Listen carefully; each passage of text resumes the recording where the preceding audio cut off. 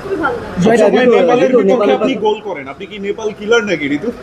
No, এটা জয়টা কাকে উৎসর্গ করলেন? জয়টা আসলে আমাদের শিবদেবীর মায়ের জন্য পুরো দেশবাসী উৎসর্গ করেছে। ঋতু ফাইনাল লাগে আপনাদের প্ল্যান কি?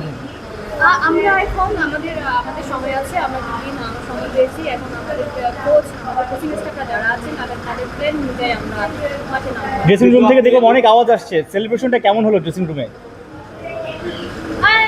স্বাভাবিকভাবেই যেরকম সেলিব্রেশন করা হয় ওভাবেই হয়েছে।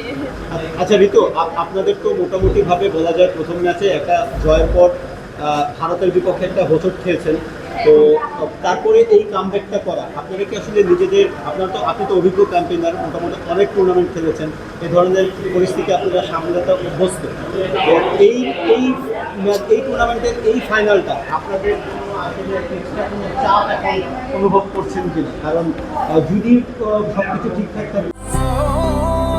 ইরফান চিনিগুড়ার সুগন্ধি চা 3 যুগ ধরে সেরা স্বাদে মানে সুঘ্রাণে।